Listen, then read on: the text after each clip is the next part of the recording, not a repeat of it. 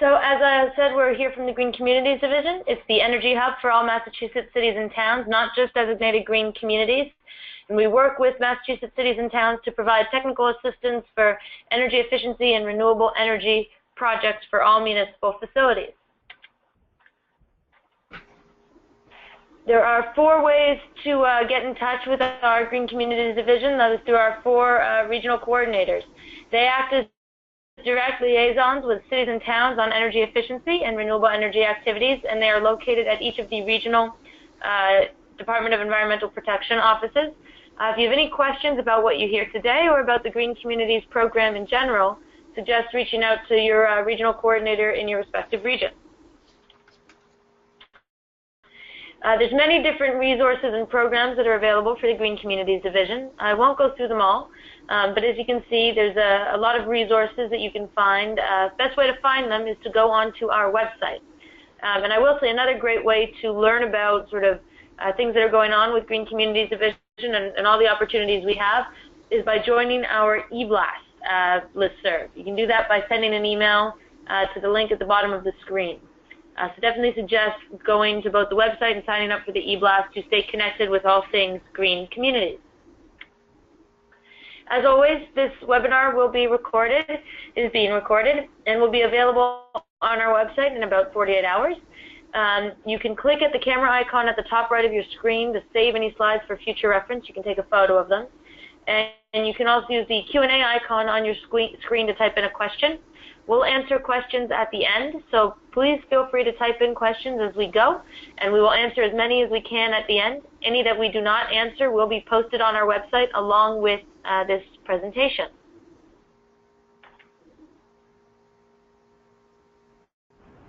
Just a note as to where sort of this topic is coming from. One of those programs we run here at DOER is something called the Rooftop Solar Challenge program. It's a federal grant program that works to reduce what's called solar soft costs. So costs that aren't related to the hardware of solar, permitting, zoning, these kinds of bits and pieces. And we work with other New England states to kind of disseminate best practices and learn from what they've done well. So under this grant, one of the areas I said of focus is permitting, and we're trying to create as many permitting resources as we can. We've created guidance documents for building and wiring officials, a general permitting guide for municipalities, and now, given some interest in online permitting, we wanted to provide a webinar with guidance as to some of the ways you can go about doing online permitting in your community.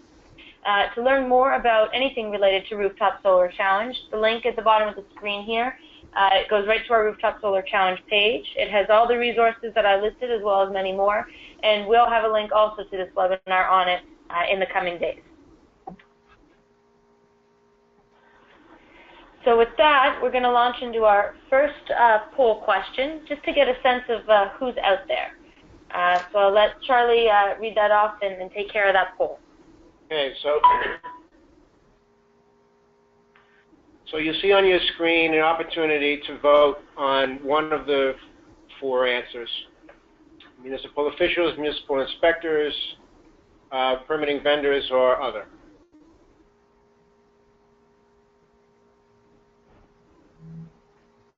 And with about 85% of the votes in, we've got 22% of municipal officials and 10% of municipal inspectors, and 70% are other.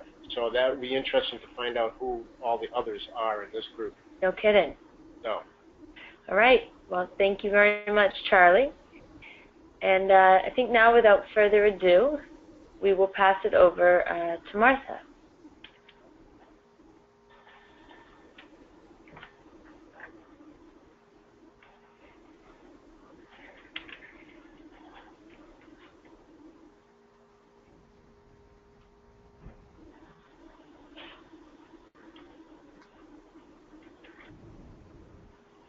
There we go.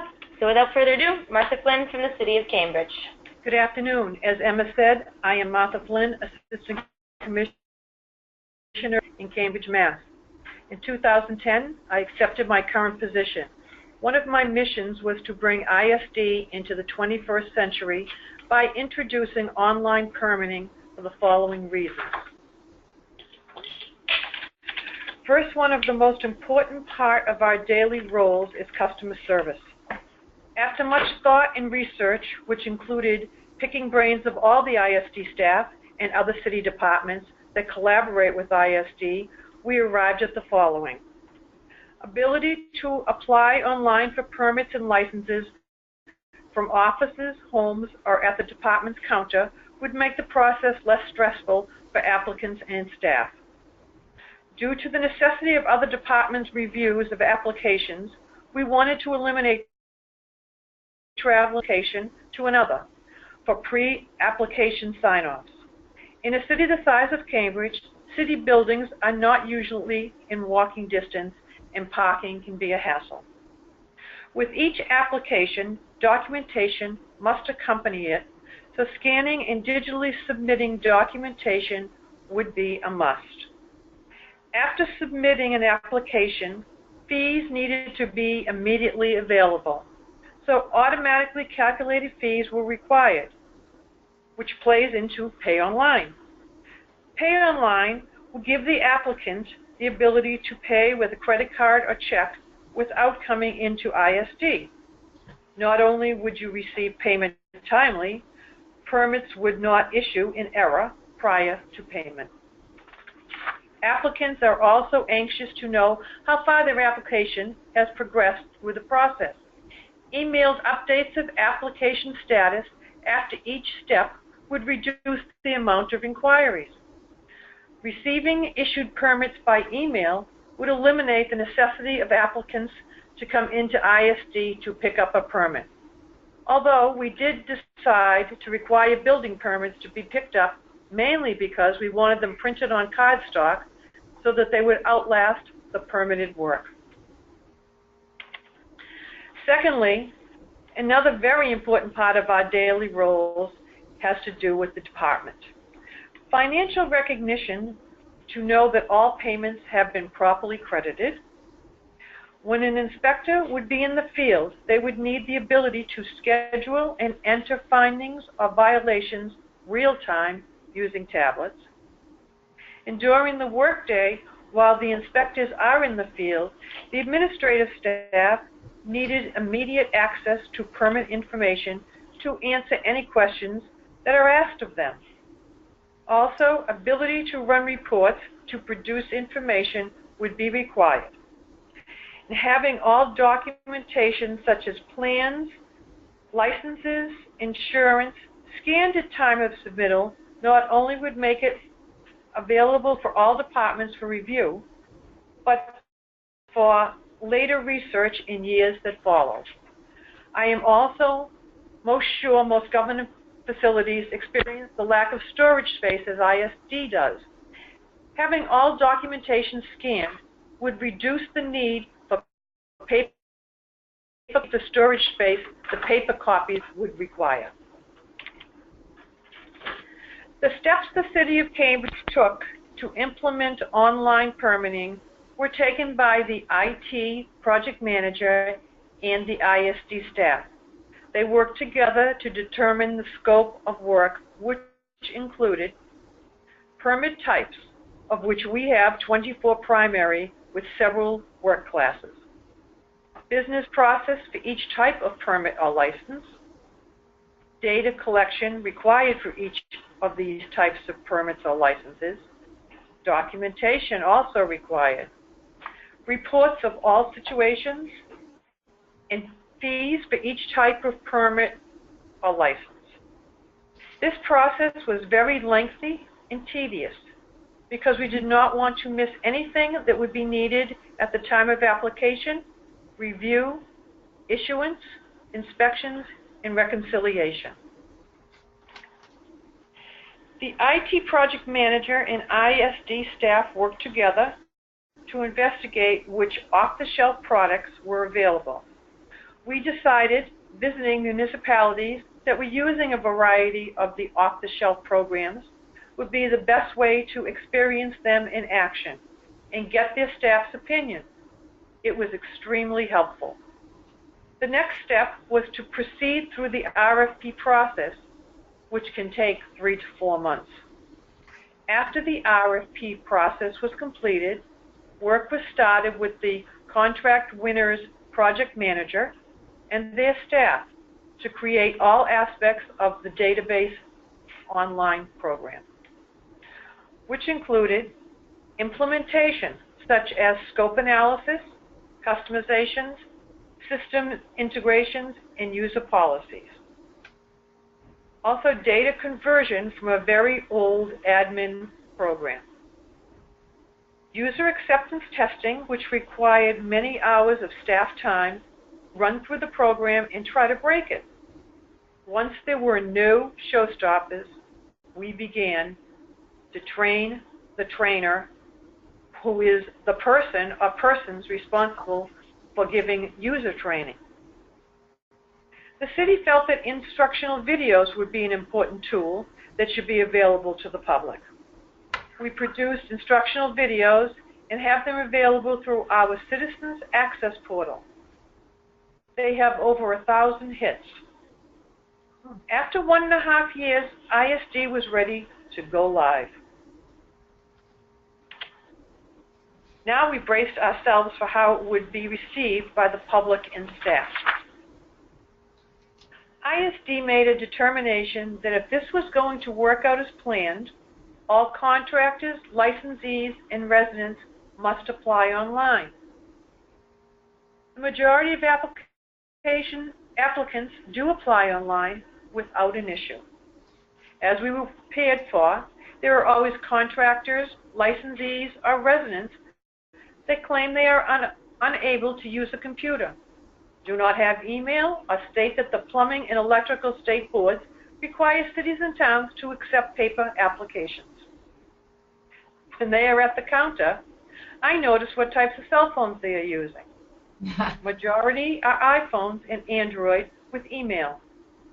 I tell them if they can use all their features on their cell phones, they certainly can use our program. Our administrative staff are extremely helpful to applicants via phone, email, and the computers in our lobby.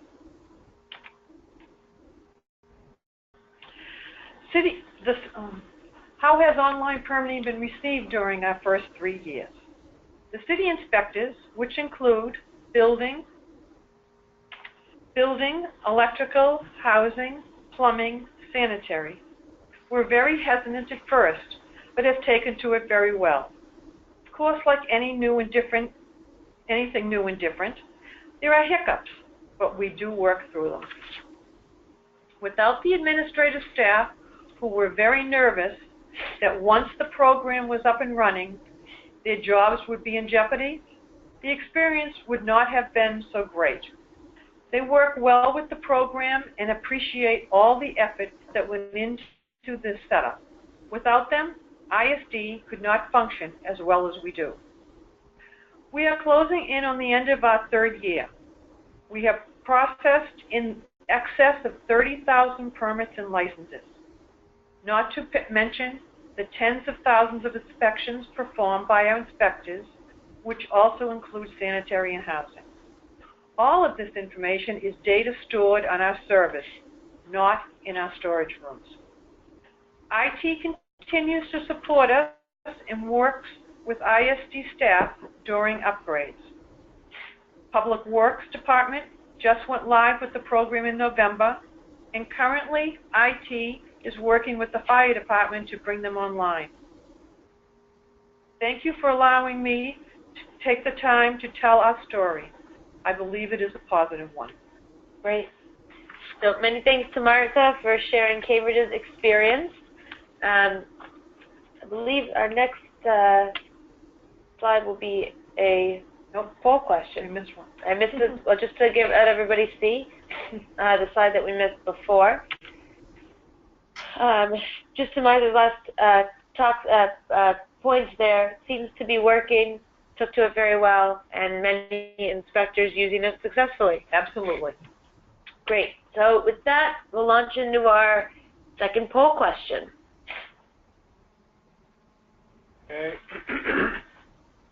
So does your town have online permitting options for solar PV? Yes, for both building and electrical. Yes, but just for building permits, or just for electrical permits, or neither? Here's the launch.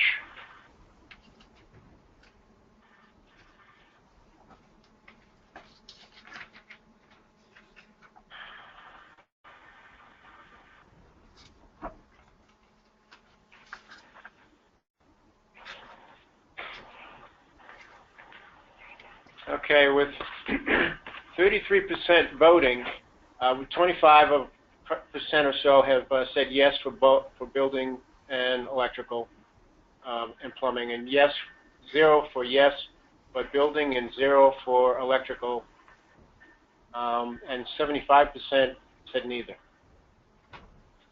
Okay, so hopefully this webinar will provide some sort of pathways for how best to potentially put your permitting process online and have some of the similar results that Martha spoke to.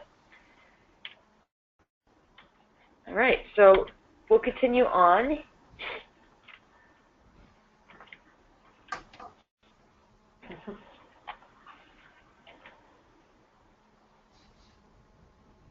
And from here, we're going to go into some slides with folks over at FERCOG. Phoebe Walker at the Franklin Regional Council of Governments is going to talk a little bit about their process doing it as a region.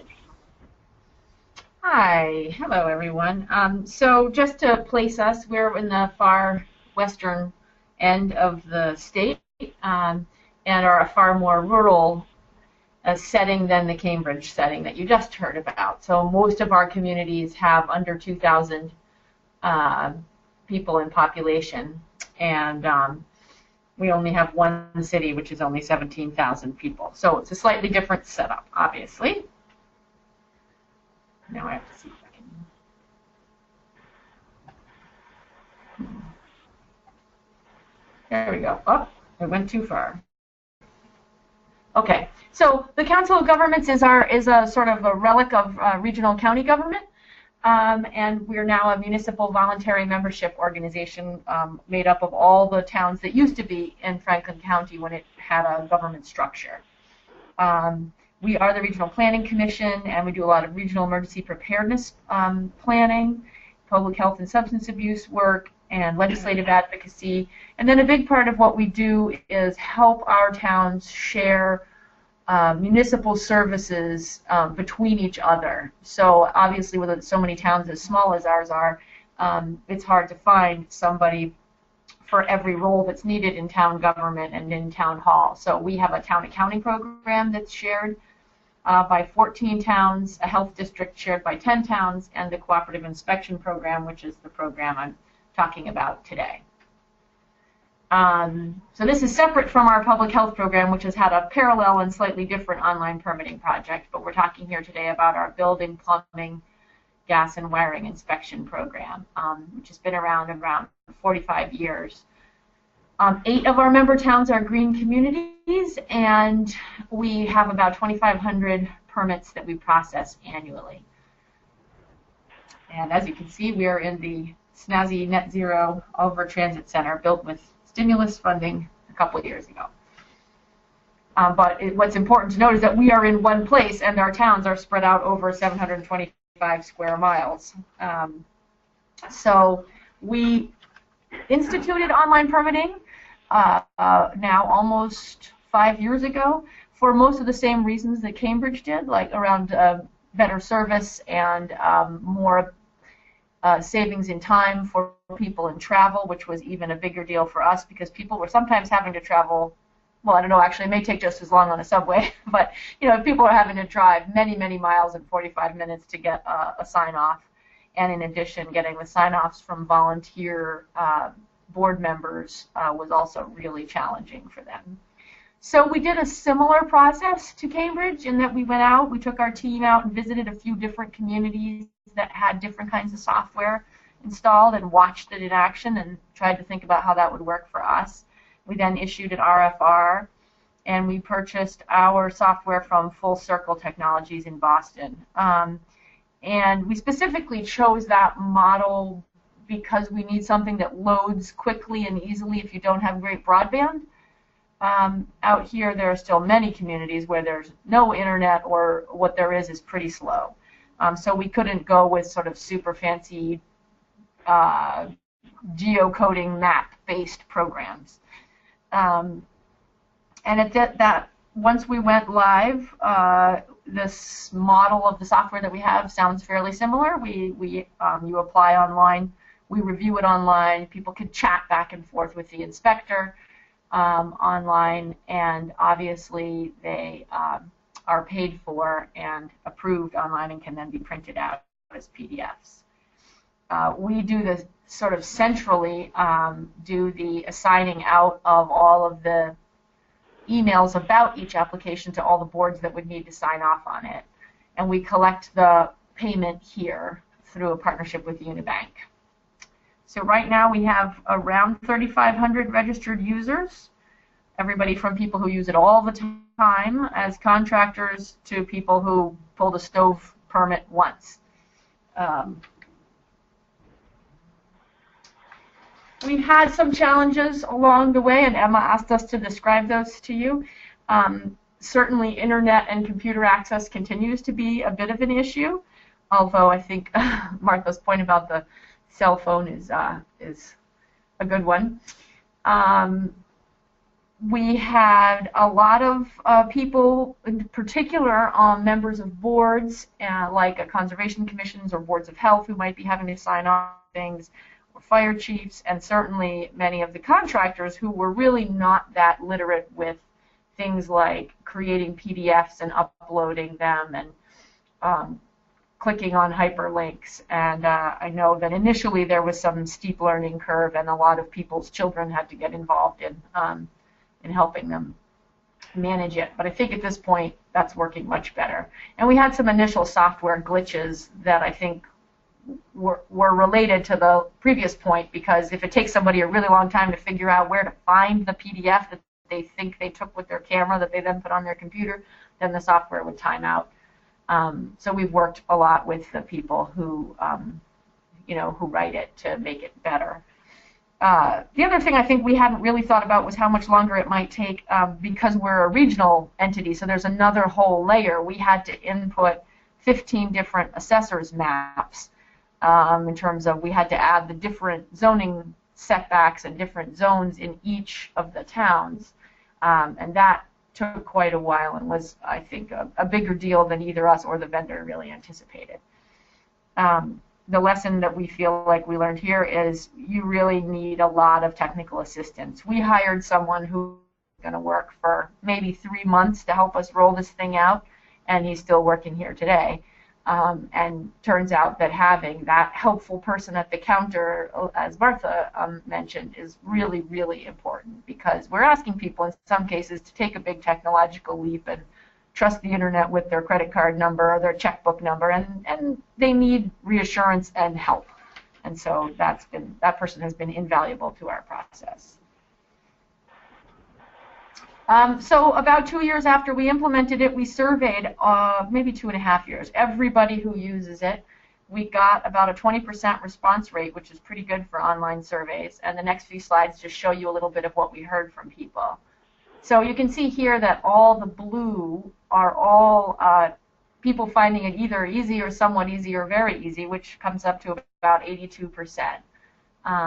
Which was really nice to see, because we had heard a lot from the people who didn't find it easy, and it was nice to see confirmed that actually the vast majority of people really do find it easy. The people who found it easier than homeowners were the contractors. They really appreciate having a home page with all of their active permits on there, and they can track them all together. That has been a big plus for them. And this is true certainly for the Solarize projects that have been going on in our region, especially. Having a consistent process for them to relate to has been really positive, I believe. People still said that it was easy to get answers to their questions, either using the chat function or calling. We were worried that people would be afraid that they couldn't call and get their questions answered anymore, but we're still just as busy on the phone as we were. And most people said they could finish in under half an hour, which is such a big savings of time. it just shows you a little bit about what people thought was easier. Obviously, getting the actual permit issued is what is significantly easier than the previous version, because you're getting sign-offs and communication and so much easier from the inspectors. Getting the local official sign-off, we still have to get a local official to actually log in, review it, make a decision, and record it. So that's not as much better as getting the permit actually issued. And then I just give you here some of the comments that people made about the software in our survey, and it was really, which was nice to see. Our recommendations for communities interested in doing something similar is to definitely look at all the options, because they're very different, and some of them come with very different continuing costs. Some of them come with different expectations about broadband access. The level of who is going to be actually physically handling the permit work really needs to go and see it in action somewhere to see if they like it and can use it. Obviously, understanding the limitations and needs of the people who you're serving, the contractors, is really important. We've had to do a fair amount of follow-up with specific little pockets of people who really don't get it, and figure out how we can create videos or handouts or things that will help lead them through it. The third bullet is really just as good, well-meaning as software developers are, generally they're not inspectors, and they really don't necessarily understand your perspective. So making sure to think in a way you've never thought before about what it takes to do your job and what you need, and not make any assumptions at all, I think is very important. Over-communicate just means don't assume that anybody in town hall is actually reading the emails or the letters about how you're going to do this, and rely on multiple ways of communicating to people, and telephone calls if needed from someone you haven't heard from, because it's a big shift for people. And finally, investing in the customer support that both Martha and I have found, I think, useful and very important for the stragglers and slow adopters is really important. That's it. Great. Thank you so much, Phoebe, for showing us through your process and giving us a sense of how online permitting can work, also sort of at the regional level as well. We'll now move on to hear from a developer who offers online permitting opportunities for municipalities. They are funded through the Sunshot Grant, which also funds Rooftop Solar Challenge. So that's why we're excited to have them on. But first, I think we've got one last poll question we'd like to get your feedback on.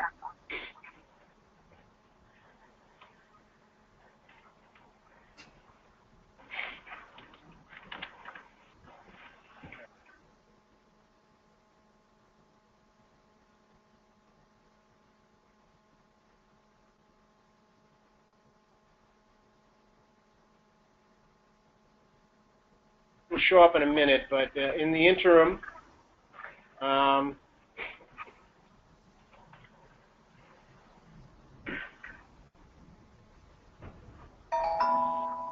what is the biggest barrier to implementing online permitting in your municipality?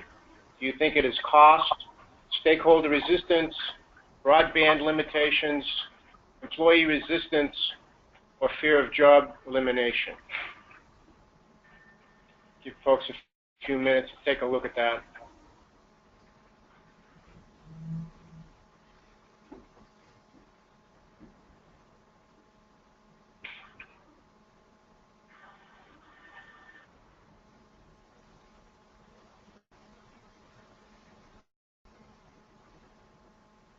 Okay, with our 33% voting, 50% say costs, 25% say stakeholder resistance, another 25% say employee resistance. The other two are no votes.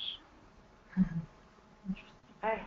Definitely interesting to have an understanding of where sort of the challenges lie for kind of doing some of the measures that Cambridge and FERCog have gone through. There's that slide, as we said. And now we're going to pass it on to the folks at Clean Power Research, if we can get our slide to advance one more. Can I just ask that anyone who's on the phone that's not on mute, that's not talking at the moment, please mute themselves? We're getting a little bit of feedback and want to make sure everybody can hear accordingly. So Power Clerk's about their permit process, and they are a program that we wanted to give sort of just doing this kind of work. As I mentioned, they are a Sunshot awardee, so similar grant program to where Rooftop Solar Challenge comes from. And just want to be clear that we don't endorse specific vendors, but wanted to be able to make sure folks had an example of a type of vendor out there, and thought the link made some good sense. So with that, I'm going to turn it over to Mark Lippman at Clean Power Research. Great. Thank you, Emma and Charlie. Appreciate having the opportunity to speak to everybody in Massachusetts today. My name is Mark Lippman. I head up Sales, Marketing, and Business Development here at Clean Power Research. And as a quick aside, I am a Massachusetts native, just out here in Troll. On it for you. All right.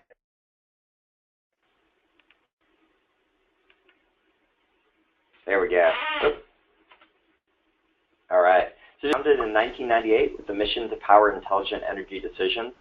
We had our roots in research and consulting in the clean power space, the renewable space, particularly for governments at all levels,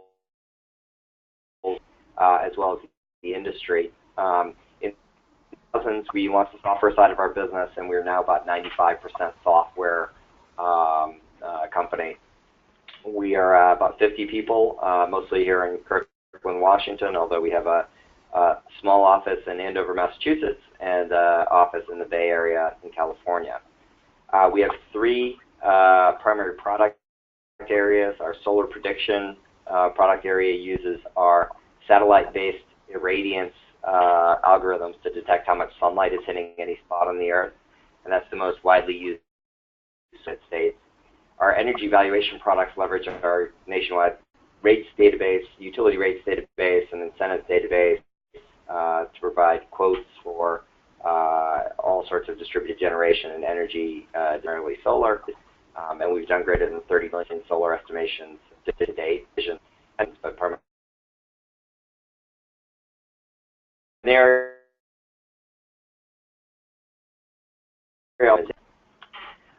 We created Power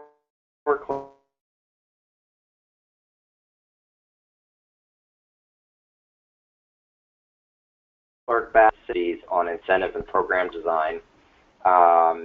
Specifically, we've done a lot of work with the Mass CEC, with NYSERDA, and the California CEC, the California Energy Commission, informing the California Solar Initiative.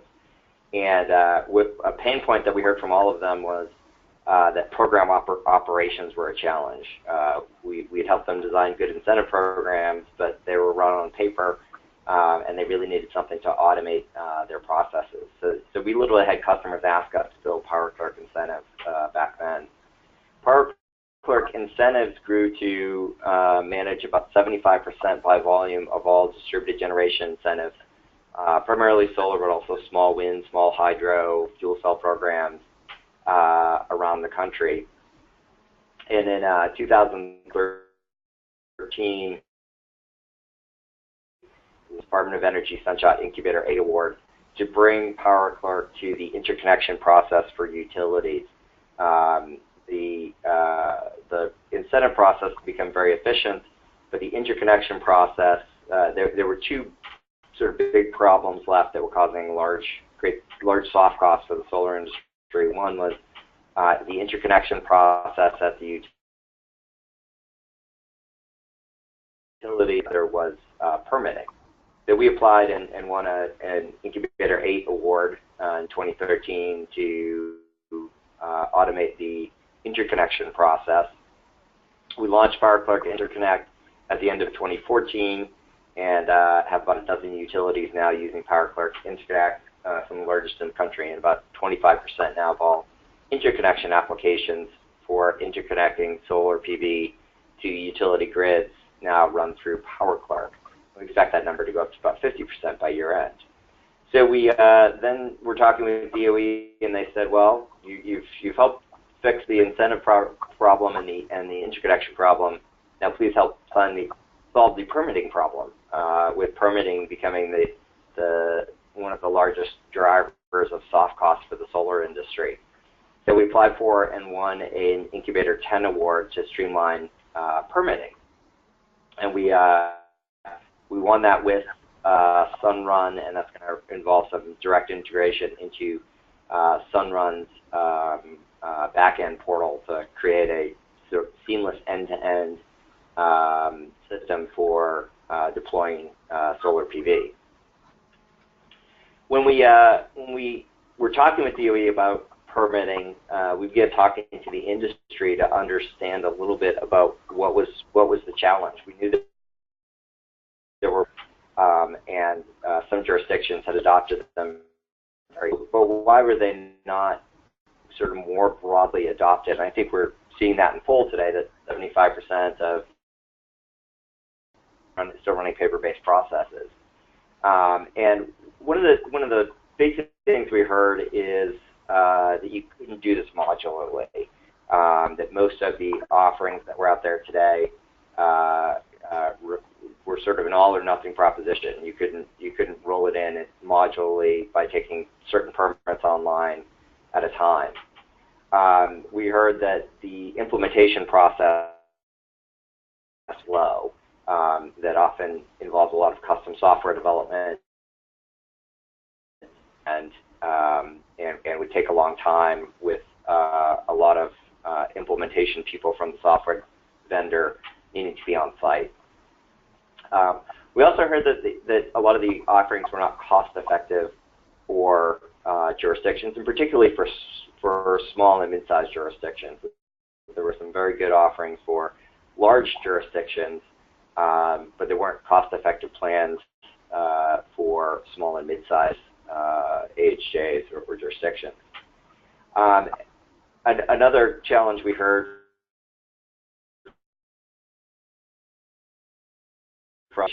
was not self-service. So they couldn't design their own workflows and forms. They needed the software vendor to do that for them. And anytime they needed to make a change, they needed to call the software vendor again. It got to be very expensive. We designed PowerClerk permits to solve all of these problems, be cost-effective for multiple size jurisdictions, to be able to implement quickly and modularly, so you could get in by in phase of other class of permits, and to allow you to fully self-service. On the interconnection side, the utilities can completely design their own workflows, design their own forms, never need to call us. We're always here to answer questions, but they don't need to call us to make any change. And then finally, wanted to make sure that PowerClerk permit could integrate easily with other systems. So it's built with a standards-based RESTful API, that's an application programming interface, so can exchange data with other systems at the municipality, with any other sort of modern systems at the municipality that can also communicate via a standards-based API. A little bit of detail on what we heard from it. The biggest need is transparency. So the applicants need to be able to see status updates with paper-based processes. Status updates requiring many calls and emails, but with PowerClerk you can take that online, and you don't need to. You're not receiving calls and emails to say, "This is it in? How much longer is it going to take?" It's very clear who owns the project, particularly when you have multiple people involved in a review process. It needs to be very clear who owns the project. We heard a lot of reporting challenges. and data entry challenges. We had one utility who, when a PowerClerk interconnect, he said it was taking 15 minutes per application just to transcribe from incoming PDFs or paper into the systems that they had, and just the savings on that cost justified the cost of PowerClerk. With a lot of manual data entry, there were a lot of errors and duplications. We heard that wet ink was a big challenge because at least for the PV vendors, that was requiring them to make a separate truck roll to go get a wet ink signature. We were difficult to report on installed systems from often different databases. And one of the biggest things we heard is it was difficult to manage change. The programs were constantly evolving and changing, and forms needed to change. And in paper-based processes, that was challenging. And even in many of the programs from some of the software vendors, they had to call the software vendor every time they needed to make a change. So we'll briefly run through some of the PowerClerk capabilities and what we have to help solve these problems, and then happy to do a more in-depth demo with anybody at any time. First, we have a very stepwise process. This is all designed by the permitting jurisdiction. So they choose what their workflow looks like, what their forms look like, and then what information is asked for on each page, how that page is labeled. They can put in little information bubbles next to every piece of data they're collecting. Make it very, very easy for what can sometimes be unsophisticated contractor applicants. So, for example, in Southern California, Edison requires all of their interconnection applicants to go through PowerClerk. That's thousands of contractors, and they've gotten excellent feedback. The contractors love it, and they're able to use it with very little challenge. PowerClerk is designed with fully self-service program design, so you are in control. The jurisdiction sets all their workflows, determines all their forms, sets all their automatic communications and deadlines. That's all self-service. You don't need us to do any of that. Everything works out of the box. We have a clearly codified calculation, so we show work where there is math being done, so that your applicants can clearly see what's happening.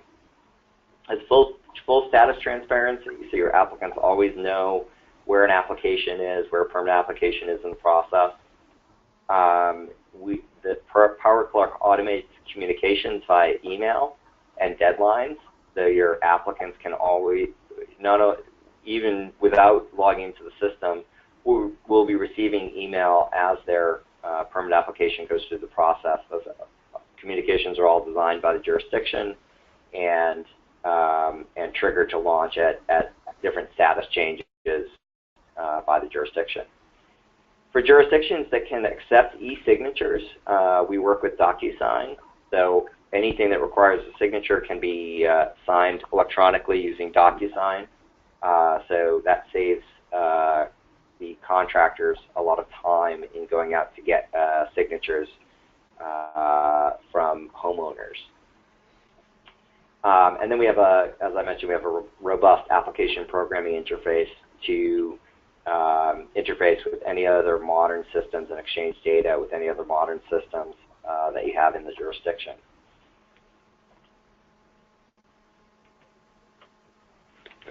Sorry, 2 slides there. This is just a screenshot on the status transparency. So this is just a dashboard that an applicant would see, and you can see they can see all of their current projects that are in play, the current status of those projects, when it entered that status, what size system it is. And this dashboard is completely configurable by the jurisdiction, so you're able to show your applicants what is the most important data right up front, and avoid all those phone calls and emails from applicants to say, well, where is it in the process? When's it going to be done? What's the deadline? We want to eliminate all that and just give full transparency. It really put the power in the jurisdiction's hands to provide full transparency to the applicants. And finally, a bit on PowerClick by the numbers. We, through PowerClick Incentives, PowerClick Interconnect, and now PowerClick Permit, we've taken in 380,000 applications have been submitted online, about 8 gigawatts of solar capacity. We've saved over 8 million pieces of paper to date. We're running on 60 plus programs for PV, solar, hot water, wind, and hydro. And we've got 28 utilities and agencies using PowerClick and looking for partners under the DOE Incubator Award to try out PowerClick Permit. I'll hand it back to Emma. Thanks very much. Thanks so much, Mark. And first off, a big set of thank yous to everybody who participated today. We've got time for a couple of questions, so I'm going to read them out and direct them to the appropriate speaker. So this first one's for Martha. We've got someone asking, what company did Cambridge contract with to design the online permitting system? Energov. Okay. And maybe you want to talk about, I know you overviewed it, but just the process of how you selected them? Well, we went through a lot of programs, deciding that Energov had the most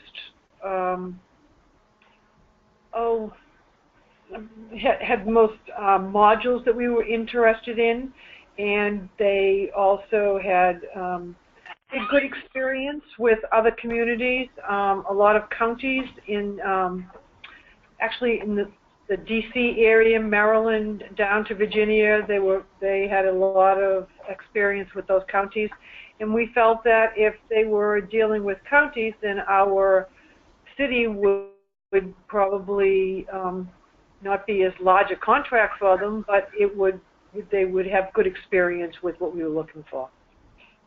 Great. Okay. I think this one's a question for both Martha and Phoebe. I'll let Martha answer first, and then Phoebe. With your online permitting process, do applicants have to attach a copy of the plans or specifications with their permit application? In Cambridge, yes, we require a digital copy of all plans with our applications. If they don't have the ability of scanning them and uploading them themselves, they can come into our office and we will scan them, or if they bring in a CD, we'll upload the CD. Great. And Phoebe, what about on your end? Yes, we do require it, and same deal. We will be happy to scan it for them if they want and help them get it attached if it's not easy for them, or we can also usually teach them how to use either a scanner they already have or their smartphone to take a picture if they don't have it available as a PDF. All right, great. One last question here, and I think, again, this is for first Martha and Phoebe, but Mark, perhaps you might be able to speak to this with some experience. How are permitting offices in your municipality or municipalities incorporating energy efficiency program incentives at the point of permit intake? Is there any sort of thought about that incorporation, or is it a separate process? That's definitely a separate process. We do, in our permit, when we have building permits, we do have a section of the permit that asks for a lot of information on energy efficiency that is going to happen within the building permits. But a lot of that type of information is collected through our community development office. Okay. How about with you, Phoebe? Well, I would add that obviously in the community, the green communities we have that have adopted the stretch code, the requirements for what they write in their application are different than they are for other communities. So other than that, I'm not aware of anything we do other than having integrated those requirements requirements into our software for those participating towns. Got it. No, that makes a lot of sense. And if anyone's interested in learning more about those requirements, a great way to do so is go to the Green Communities website or reach out to your regional coordinator to sort of give you an overview of what those requirements are to be a green community and how they become incorporated. Mark, I don't know if you have any experience through sort of the different programs that you've seen about energy efficiency. All of the forms are self-service design. And with conditional logic that's built into the program, you can ask questions like, do you want to apply for a energy efficiency incentive? If they check yes, it opens up new fields that they'll have to fill in. But if they check no, they won't see those, so you don't get extra data. You don't confuse people. And then you can modify your workflows based on whether or not they want to apply for an energy efficiency rebate with the permit, and if that has to go to a separate department or separate individuals, that can be routed appropriately for approval and payment. Got it. Great. Very helpful to know. Unless there are any other questions at this time, I just want to thank all our presenters and say really appreciate you taking the time to walk us through your processes today. As you can see, all our emails are up on the screen, and I think I can speak for everyone to say we're happy to answer any additional questions or discuss further. This webinar will be posted on our website within about 48 hours, as well as the answers to all the questions that came in today. So very much appreciate everyone listening. We will continue the Green Communities webinar series in the new year. But until then, happy holidays to all. Thanks so much. Thank you. Thanks, everyone.